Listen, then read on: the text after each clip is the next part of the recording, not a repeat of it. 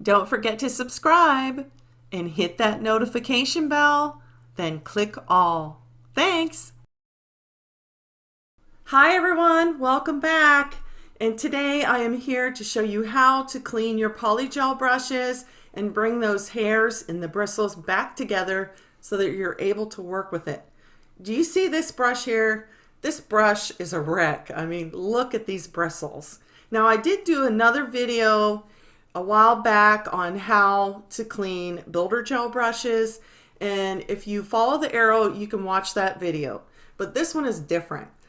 So I was going to do some polygel nails and I got out a couple brushes and I looked at them and I was like, what did you do to these brushes? I mean, I put them away a total mess. So now I had to fix them. And I don't know what it is about polygel, but polygel just kind of wrecks your brushes. I don't know if it's because it has a mixture of maybe acrylic in it, or you're using alcohol or monomer or whatever you're using to smooth it down. It just takes a toll on these brushes, and they need to be brought back together so that you can have a nice flat brush to work better and get into the cuticle area and smooth that polygel down. And with a brush that looks like this, it's not going to happen. You got to take care of this brush and fix it. So that's what I'm going to show you how to do.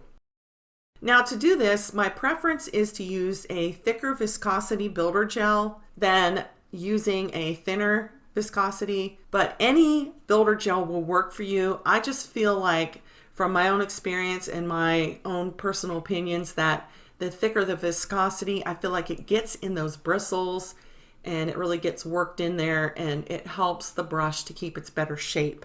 That's just my opinion. But again, whatever builder gel you have at home, it's going to work.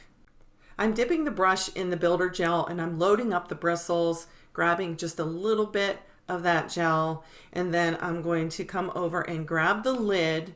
And now I just start working the builder gel into the bristles by pulling the brush back and forth, slow, and then I speed it up, and then I do slow because I'm really dragging that thick builder gel into those bristles. Now the lid already had some gel on it too. And when I use the thicker builder gel, it just really feels like it gives the brush and the bristles some resistance so that I feel like it's working into the bristles kind of like a glue. It just kind of feels real sticky. Now when I use the thinner viscosity, it feels like the bristles are slipping around almost like oil. And again, it's just my perspective that I feel like the thicker viscosity holds the bristles together better. And now with a dry wipe, I'm going to pull that gel out of the bristles, and I'm really pressing.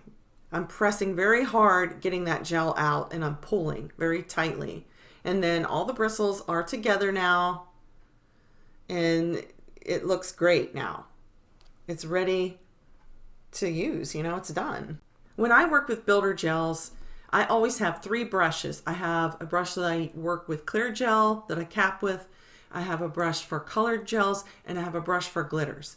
I never use the same brush for everything. And another thing, you never want to clean out your gel brushes completely with alcohol or anything, and because that's just going to dry out the bristles and fray them, and you do not want that to happen. You want to clean them just the way I cleaned them here. And the same goes for polygel. Pretty much you want a brush for clear, you want a brush for colored polygels, and possibly one for glitter polygels.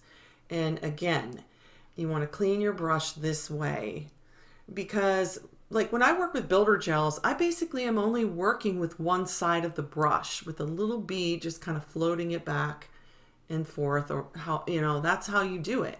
And with polygel, really you're just using one side of that brush too, dragging the polygel.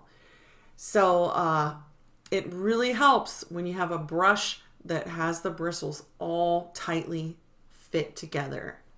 So anyways, I hope that helps you. If you have any questions, be sure to leave a comment below and I'll get back to you. Thank you for watching and see you in the next one. Bye.